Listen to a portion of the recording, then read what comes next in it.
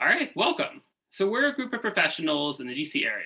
Our group started almost 10 years ago as a way to connect with colleagues in related fields to collaborate in helping children, teens, young adults, and families that we work with. So now I'm going to have everyone introduce themselves briefly, and then we'll jump into things. So I'm Carey Heller. I'm a clinical psychologist and founding partner of Heller Psychology Group in Bethesda. I specialize in ADHD and executive function issues. I do formal testing, therapy, coaching, and run an executive function bootcamp. Via telehealth, I can provide services in Maryland, DC, Virginia, and about 24 other states.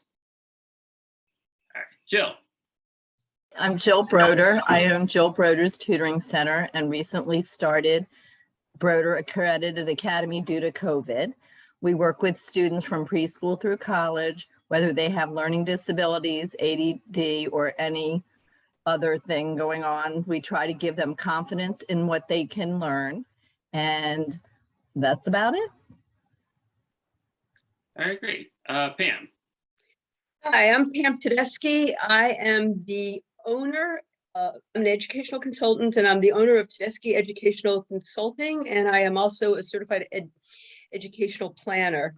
I help children find the school that will maximize their potential.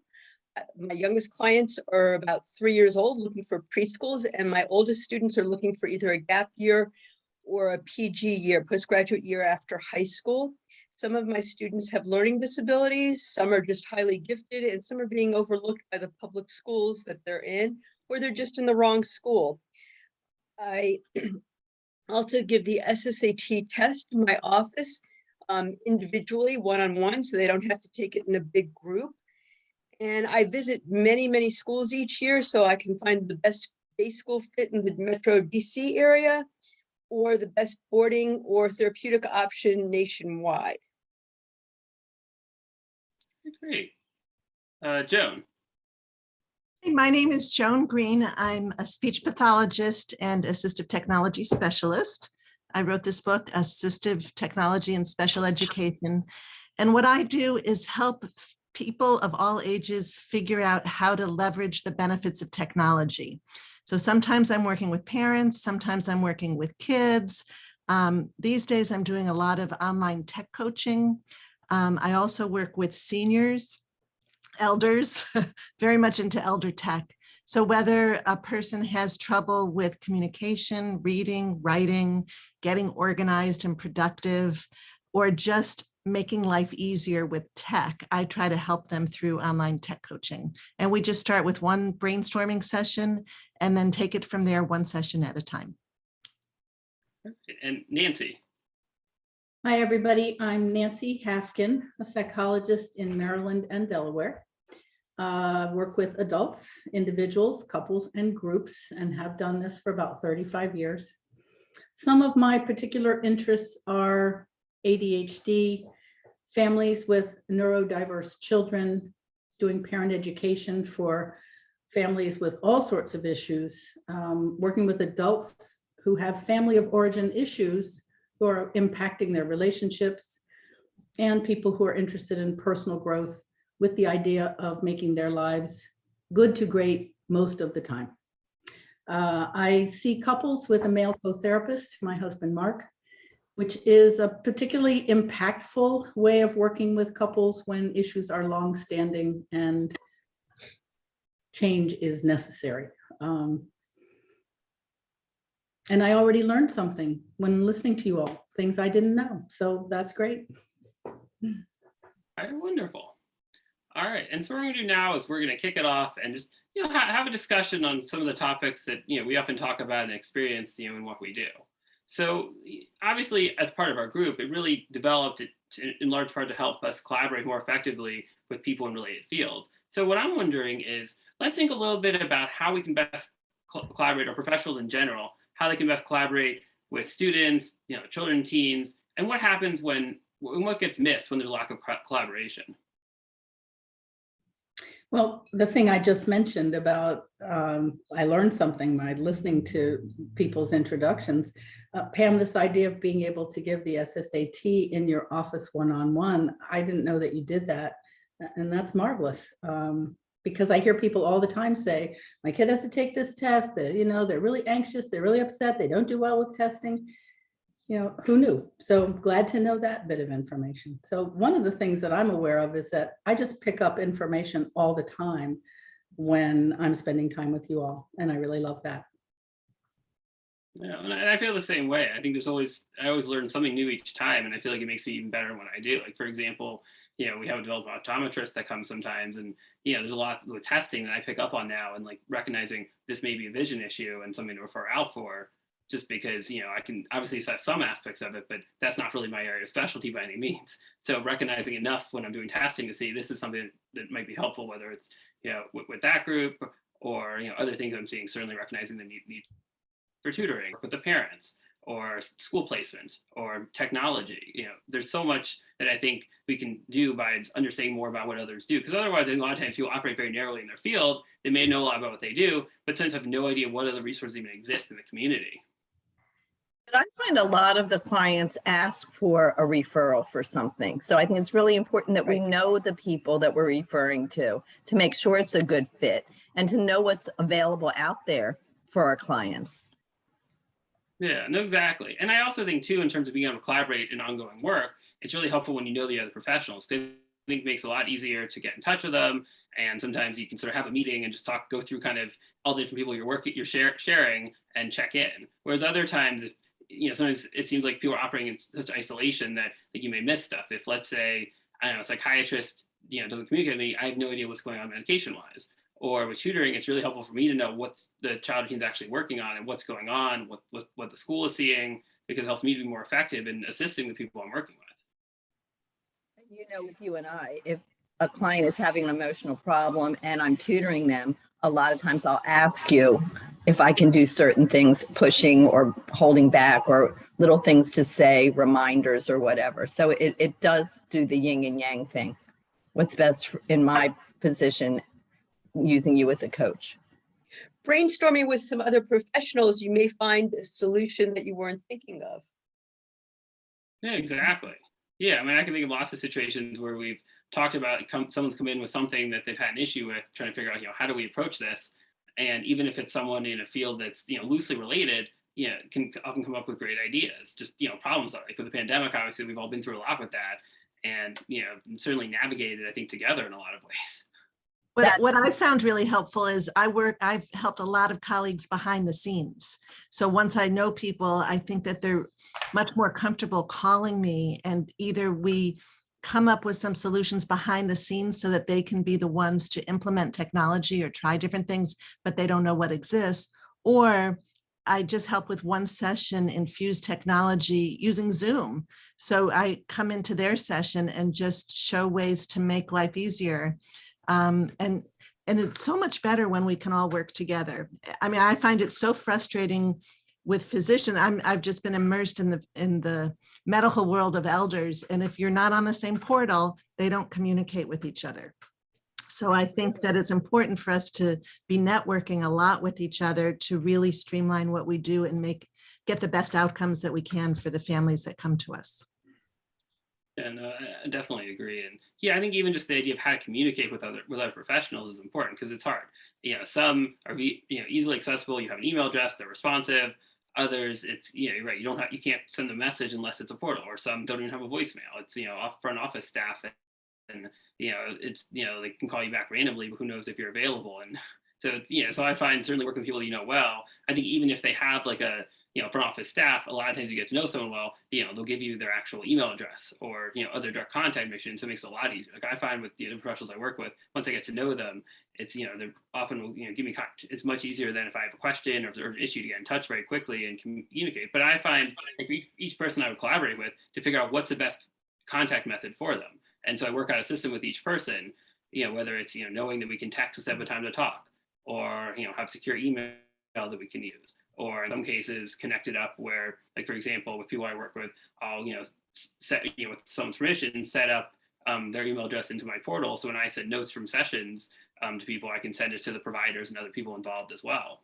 And this way they have a record of, what's going on. But I think for each person, it's important to figure out how best to collaborate in a way that works for, people mutually.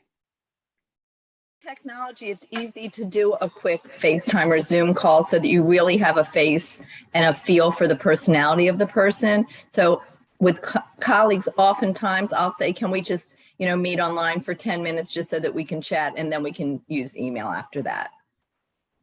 Yeah, no, I think there's definitely something to be said to sort of meeting, face to face if you can, or at least video face to face, even just once, just to sort of have that direct connection. I think it makes a big difference rather than just hearing someone's voice and having no idea what it's like to interact with them.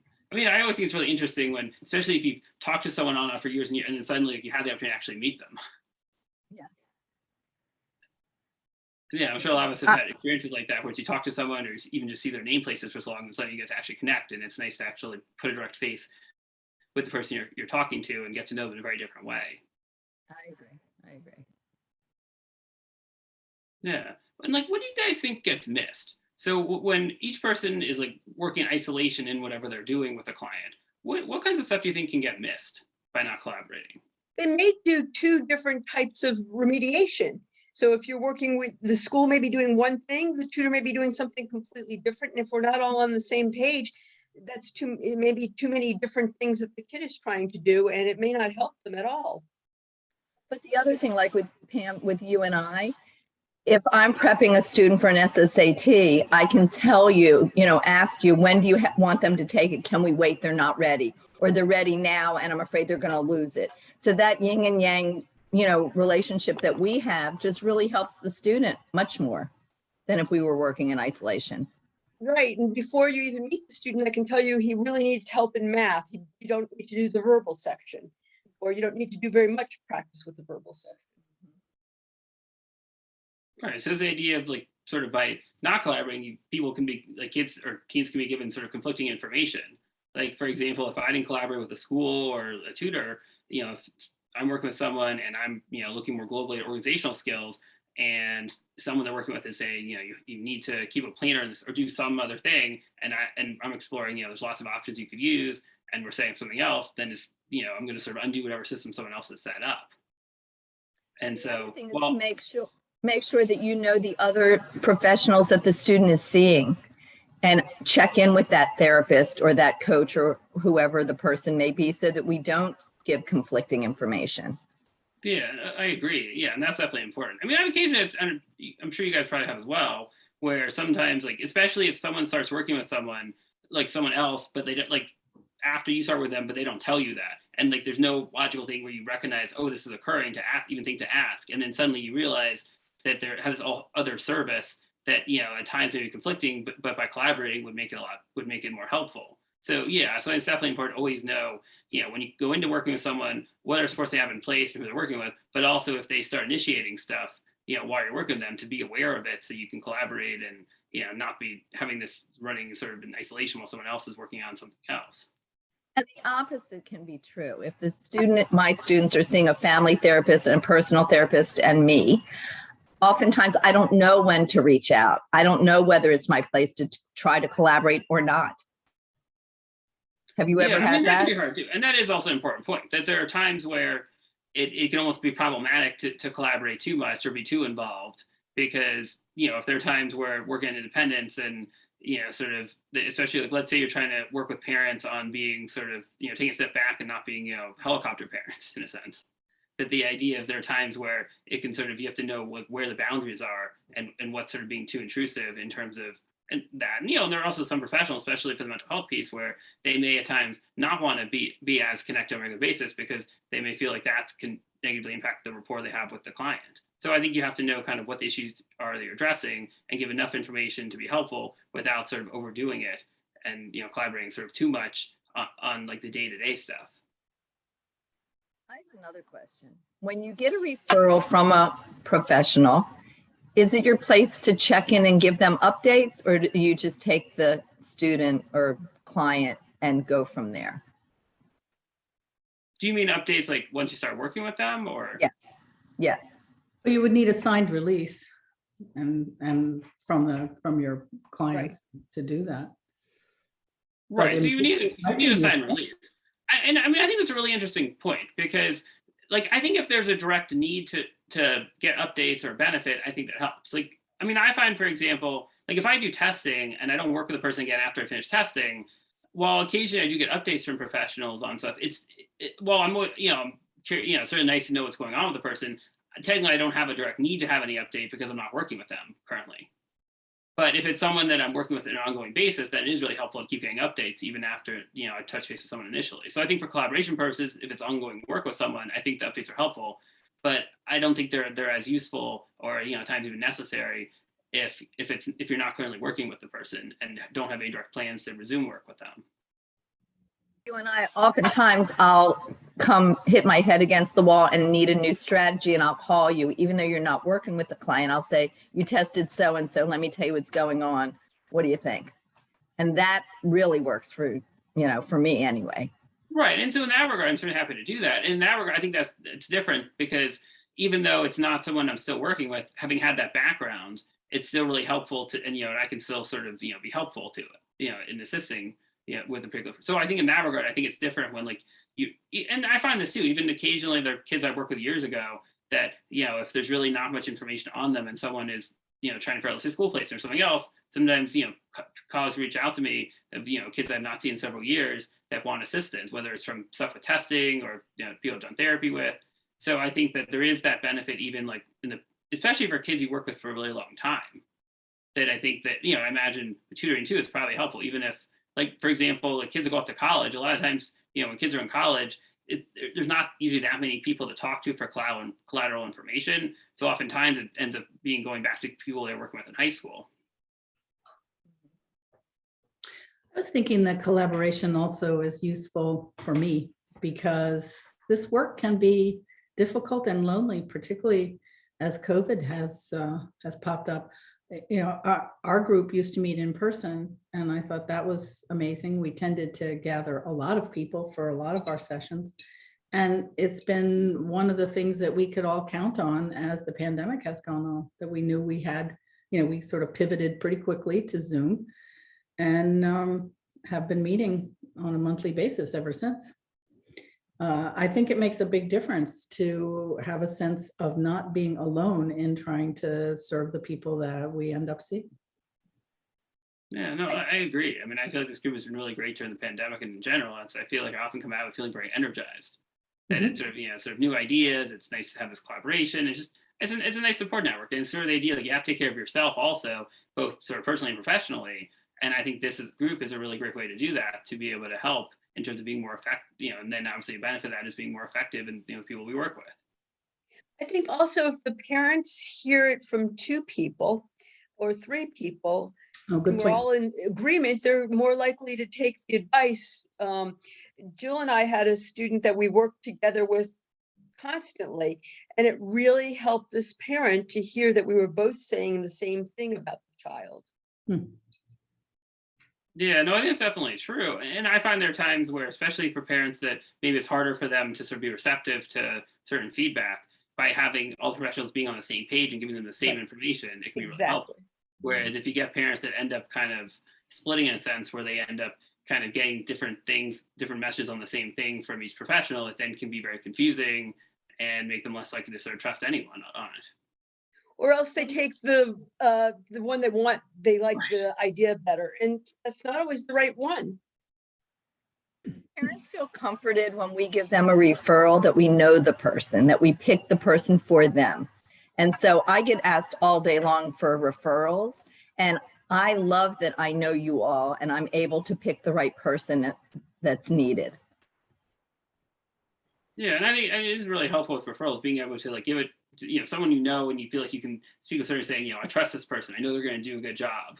Whereas, if it's someone, even if it's someone, maybe has good reputation in the field, if you don't know them, it's different, because you could say, I think I've heard good things of this person, but I have no idea what my direct experiences are. And so, but I also think there's that comfort level, especially if it's hard for someone to feel comfortable to reach out to seek support for a certain thing, that knowing that it's a direct connection of someone that they're currently working with, I think can make it feel a lot more comfortable to be able to reach out and get things going. I also like to be able, Jill has a lot of tutors that work for her, so I like to be able to say, Jill, my client said this tutor is great, and the next student I have that has similar issues, Jill, can that tutor work with this child?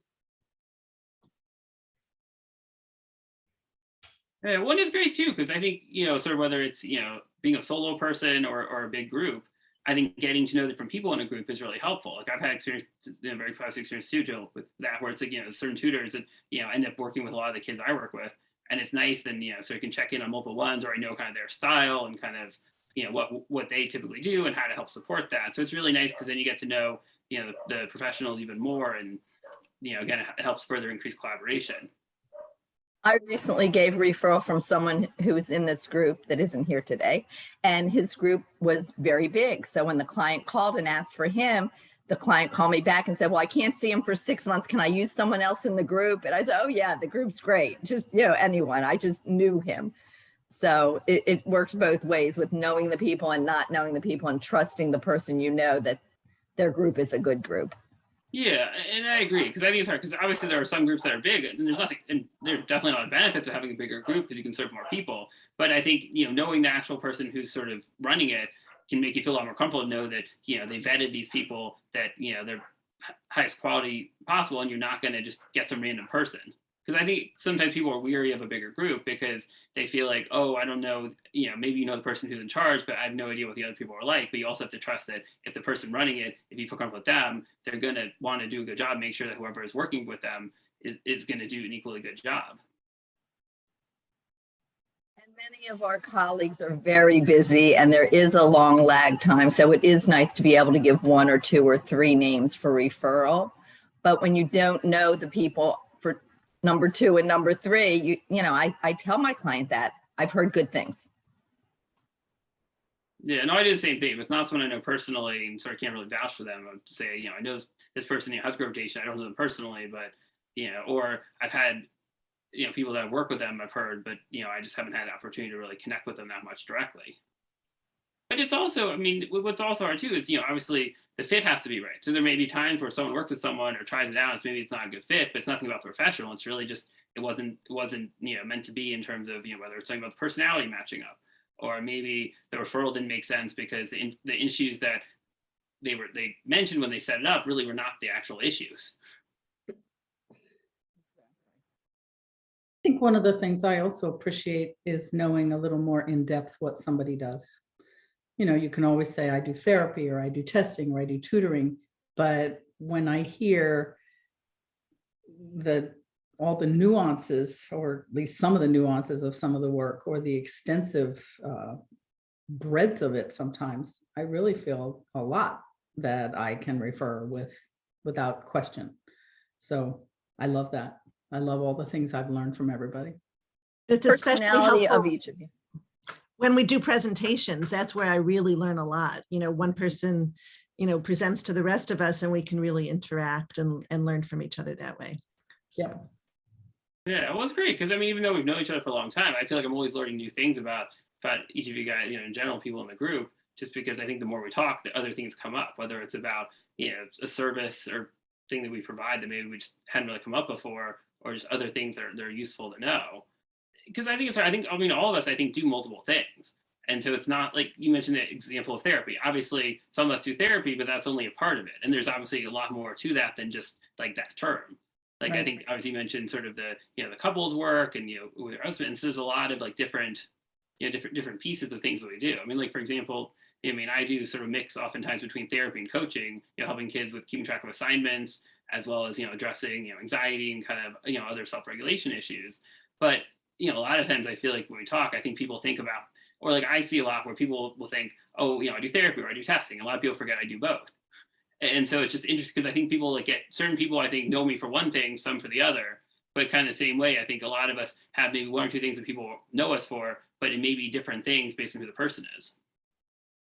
During COVID, we all morphed a little bit. So to hear how we morphed and what we're doing and what new things, because I think we all are flexible and passionate about what we do. So I think there has been a lot of change during COVID.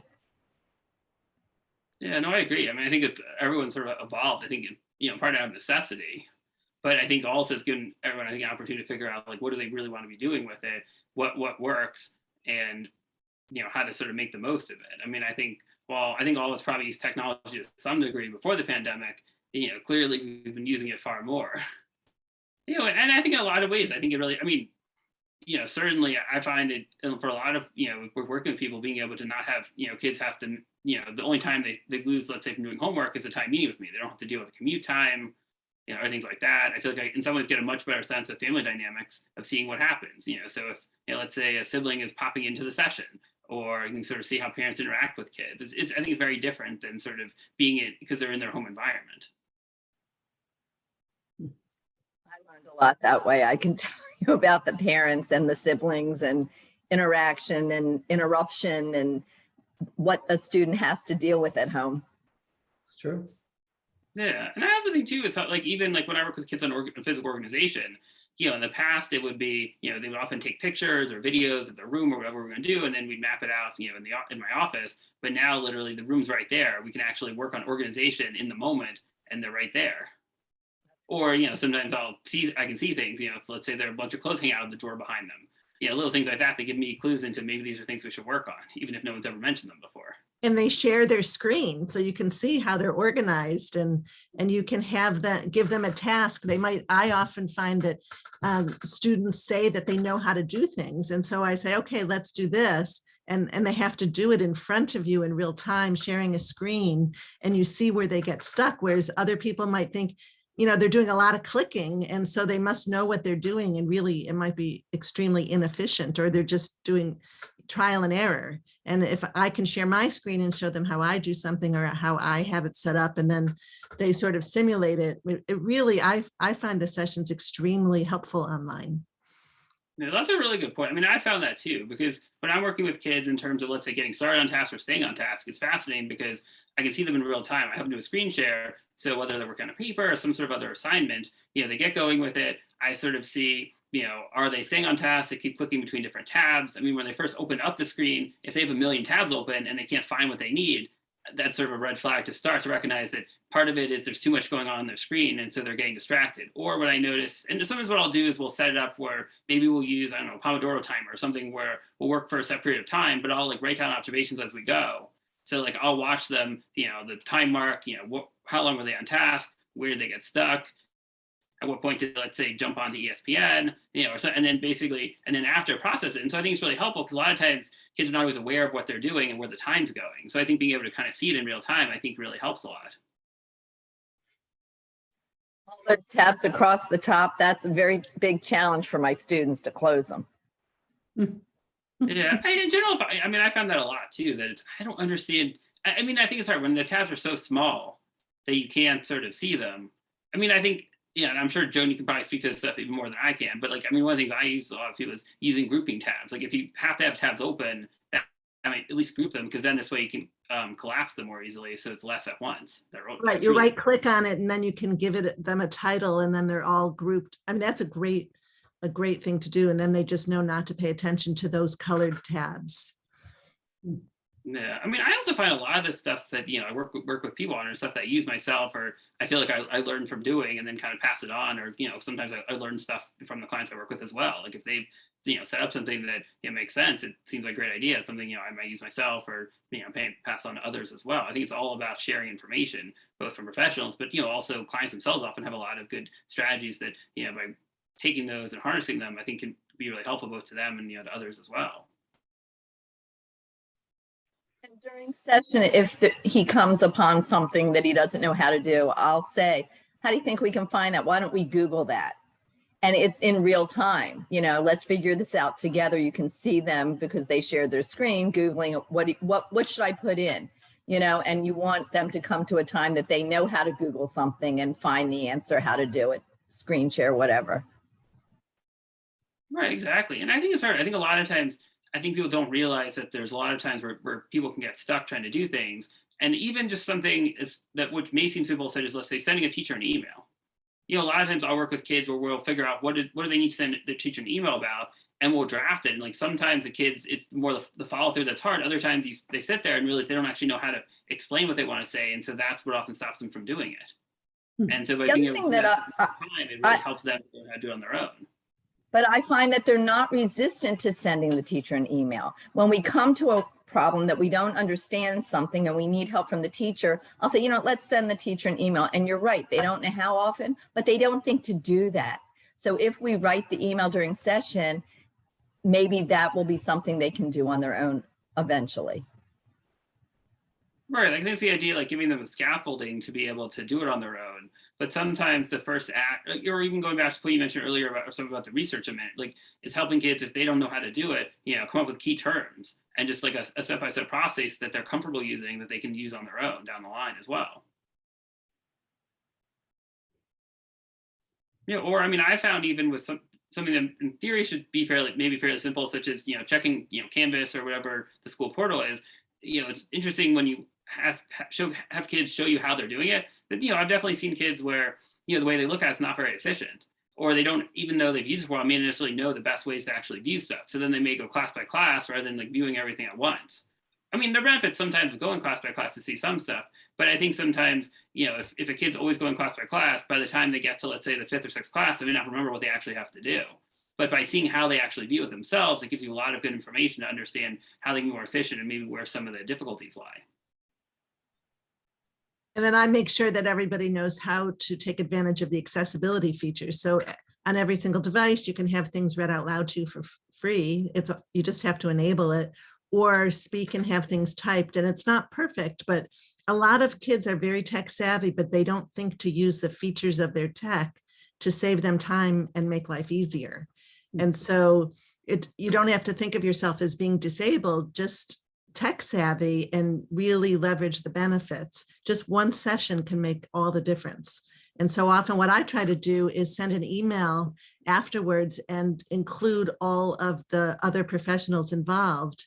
When, I have permission and it is email, so it's not that secure, but I don't use names. I just link to YouTube videos or show features and give suggestions of next steps. And that pulls in all the professionals that are working with that student, and then they can use those same tools, because a lot of times people just forget to use it or don't know when to use it.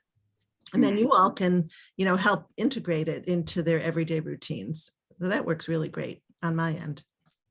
Yeah, and I think the idea of integrating into the everyday routine is really important because, if we work with people on these tools, tools I'm sure are great, but if the people can't implement them themselves at some point or don't think to, that can be hard. So that's where the work and the follow through of how to implement it. So like setting up as much as you can during sessions when feasible, but then having a simple way of, do you put this in a notes app so you can refer to it yourself? Do you have a sticky note? Something that gets people to really think for themselves how to actually take these strategies and use them on a regular basis. Yeah, I think it's important to show them with their work how to use the strategies, because otherwise there is very little carryover. But if you do it with them and show them with their work how to do it, I think that your success rate of having them use the strategy is much higher. Yeah, and I agree. I think because if everything's abstract, it's hard for them to visualize sometimes how to apply it. But yeah, if you're doing stuff with the actual work or tasks or whatever they have, I think that definitely helps. I mean, I find, like, for example, in the summer, even though a lot of times kids don't have work, I mean, sometimes there's summer work, but like I'll do things where we'll create like a Google Classroom account and basically, set up semi-fun tasks. And so it's not really about the time involved, because most things may take like a minute or two, but it's, maybe it's, they find, I don't know, if they like sports, let's say find a baseball article and emails me by a certain time. And so it like works on the follow through, but it's, trying to mimic as close as we can to school. But it's obviously a little different, but it's something like tangible. As opposed to if I just talked to someone and we talked about you should keep track of tasks this way, and this is sort of what you should do to see what you have to do. It's not going to be as meaningful as something very tangible. And so, but again, my point is it doesn't necessarily have to. Well, I think direct schoolwork, if that or whatever they have to do in real life, is probably the best option when that stuff's not always available. Or if it's so uncomfortable, it's so anxiety provoking, sometimes working on these skills first is something that's less anxiety provoking can then lead to better follow through on the anxiety provoking things. Well, a simple thing like trying to find an assignment they're working on and they wrote math homework instead of a date or a topic or a section and chapter number. Something simple like that will take away some of that anxiety. Labeling your work properly so you can find it, not necessarily putting it in a folder online, because they're not going to do that most likely, but at least labeling it correctly. Right, exactly. Or I mean, it amazes me how many kids open up, I see Google Drive and they're all untitled assignments, or there's no folders, so they can't spend so much time searching for whatever document they're trying to find. Whereas something as simple as creating a folder, or at the very least creating a folder for all the old stuff, and then going forward putting everything in a folder for the class and however else you might want to organize it, can make a big difference. But I think people just don't always either just don't think to do it, or I think because of like, well, because you have instant access to, let's say, the recent stuff, people rely on that too much without actually thinking about like a different way of organizing it. Then in the long term is probably going to be a lot easier. And they would never think to delete some things from the year before. So that's really a big new idea for many students. And hearing specifics like this helps me feel great confidence in referring to tutors, right? Because, or coaches, because I hear what's going to happen and I can actually say, I know this will be helpful. So. Yeah, because I think also, I mean, in general, but especially at the beginning, I think when people can come away from appointments with something very tangible, I think that helps them. One, I think it gets their buy-in more into this process, but I think it also just helps them to feel like, oh, I got something out of this. Where if someone comes out of a session or appointment thinking, I have no idea what I just talked about, I don't know what I should do, or I don't feel any differently, even though like for therapy, for example, it's often a process, by having something tangible from the start, it often can help with sort of feeling like you're making and in reality are actually making progress. And sometimes it feels like I'm not making progress. I have 2 new ones that have been very slow go, but those baby steps, the student bought into the fact that he can put music on very softly because he wanted it really loud while he was working, just in the background, and stay focused was a big deal the other day. So, the buy-in of the student finally clicking just is so rewarding. It's unbelievable. I bet. Yeah, and I think it's also the point of how rewarding I think what we all do is. I mean, I personally find it's great when one of my ultimate goals is to help people to do stuff themselves. And it's really nice when you sort of see you're kind of put the time in, and they're doing better in school, they're happier, they're more laughing, more downtime, and it's nice to sort of see that they're using systems, or even like a lot of times maybe we set up an initial thing and then they come upon themselves thinking, I like this idea, but I want to tweak this to make this more right, which is great. And that's really the goal, is to get that, because also since circumstances change, for all sorts of strategies, they may work now, but by understanding how it works and being able to change it themselves, like for example, going from high school to college, that often helps. Whereas if you're following kind of blindly, like what someone says to do, it may be helpful in that moment for that thing, but it's not going to necessarily be helpful long term if you don't know how to apply it to whatever changes next. And I, reached out to this parent that I'm struggling with, and I felt like I wasn't making an impact. And she said, oh my goodness, no, we're not fighting at home. He's happier at home. No, I see a big difference. Whatever you're doing is working, where I felt like I was being unsuccessful. Very cool. So that's another collaboration with the family, actually.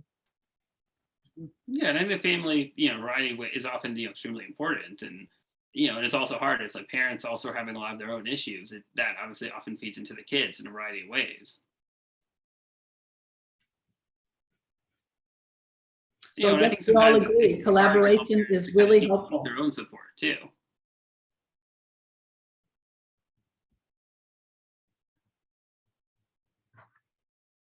And I guess, Nancy, is there anything that because I realize you work more with, I think probably more with adults than sort of the rest of us. Do you have any thoughts just from like seeing it from like the parental perspective with the adult clients that you see? I'm not sure I understand your question. Oh, sorry. The question is, with the adult clients that you see, do you see difficulty where, in terms of like from looking like kind of like looking downwards at the like where they often struggle with kind of addressing their own needs?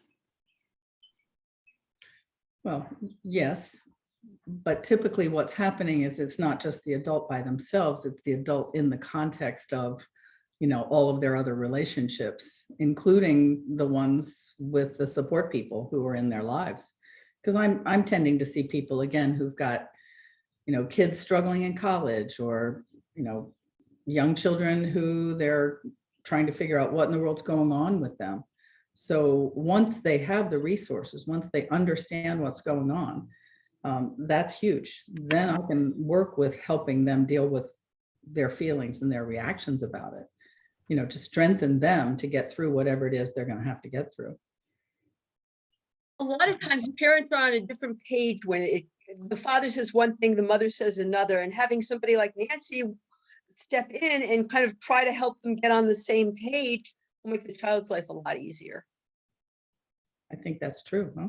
Yeah, and that's also very challenging when the parents are not on the same page, especially if they're giving their kid mixed messages, or they're not agreeing on how to. Because sometimes I think there are times where if parents really disagree on stuff, like nothing gets accomplished in terms of, seeking support. Like one parent really wants it, the other doesn't. If they can't come to agreement, a lot of times nothing happens in terms of trying to make things better. I find that the mothers are there, and a lot of times they're micromanaging the child, or they know which tutors they're going to see, or they're more in contact with the school quite often. And the fathers may be doing something different. They're very busy at work, and they're not as involved, so they don't know the extent of their child's difficulties sometimes. Yeah, that's And true. therefore they're not on the same page. I deal with a lot of divorced parents, and so I make it very clear that I'm not going to be the referee here, but that I'll send everyone, both parents, everything that I do and everything that I want from them, and then it's up to them, that they can't force the other one to buy in. Right. Yeah, and I think the idea also of trying to include both parents in the process, I think is, or how many parents are involved, is often important. This is one thing I definitely strive to do, is that even if, let's say, the mom is the one that reaches out and is the main one I have contact with, I like to, I can't always include, the other parent, on the emails and the notes. So this way they're fully engaged and know what's going on, even if maybe they're not available necessarily, let's say, to meet during sessions as much. Because I think it is important to get both parents' perspectives, when they're available, but I think it's hard sometimes, because sometimes I think one parent may take charge more, for different reasons than the other. And I'm finding a lot more fathers' involvement, a lot, as the primary caretaker or the person bringing them to tutoring. I'm finding a lot more, involvement, which I think is great. I agree. That's important. Yeah, and I've definitely, I guess, we're seen more of that as well. And it's interesting. I mean, I guess I also don't know how much with COVID and people's flexible work schedules for some, if that has also changed things in terms of, if like a parent is home, working from home, or to be able to at least know more about what's going on and being able to be more involved than maybe they were before. Positive thing that came out of COVID is that the families are together and they are seeing the work and the struggles and trying to, navigate and make things better at home.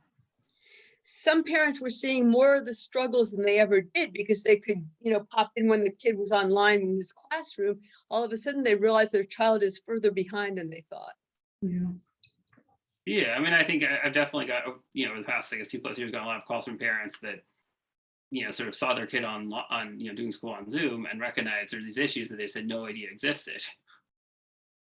I'm getting a lot of calls for placement testing. So we're, saying this is a typical end of third grade test. This is what the student is supposed to be able to do pretty much, generally. And we see where they are and see where the holes are. Yeah, well, and then that's hard, because also figuring out to what degree did distance learning, impact where someone is in terms of, like, are they behind because of, the way the education was set up, or does that not really impact things as much? Like, I think it may depend, I think, also on how engaged the kid was during that process. For some of the kids, I was going to say, for some of the kids, they felt more comfortable sending their teacher emails or trying to chat with them online than they would if they had to go to the front of the room and talk to the teacher at their desk. The younger kids really struggled the most, because you have to change what they're doing. Half the time they didn't have a crayon or a pencil or anything, supplies.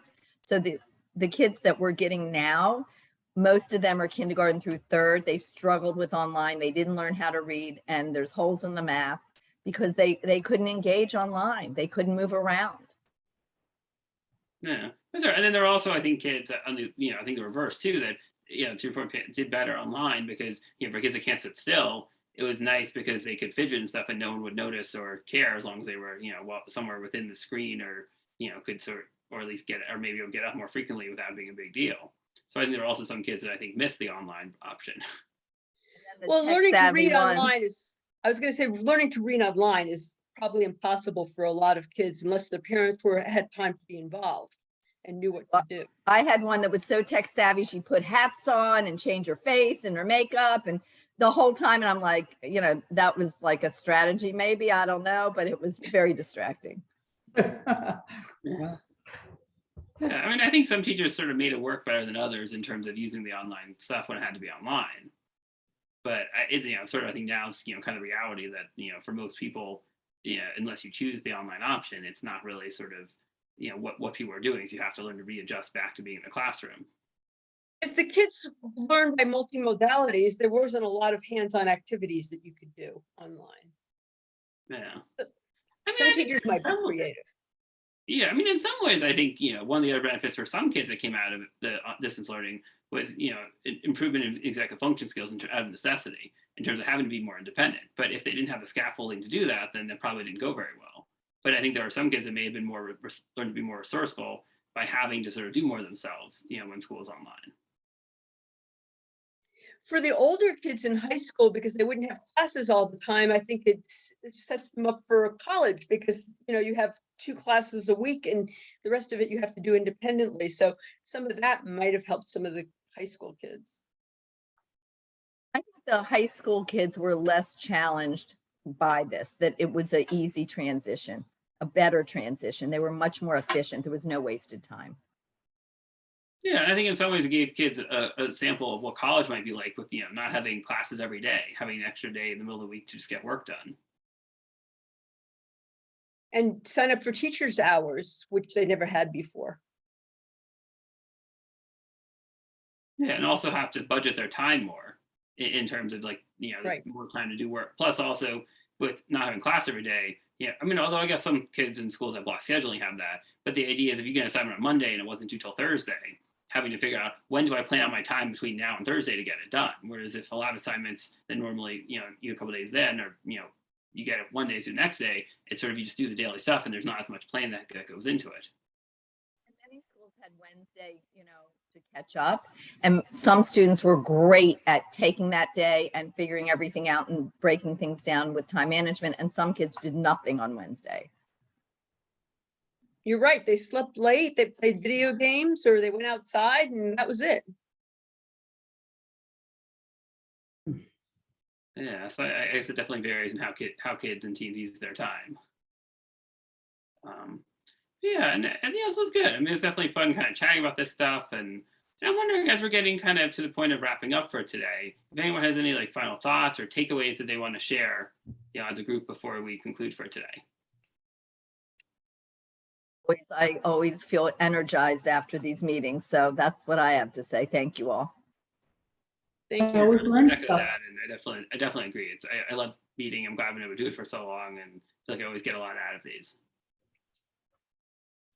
And I always learn something to take away to think about, which I appreciate very much. Thank you all. Certainly. Me too. I always get ideas from all of you. So it's great. And it's nice to connect and see people. So hopefully we can bring more people into this group. I know that it used to be quite a lot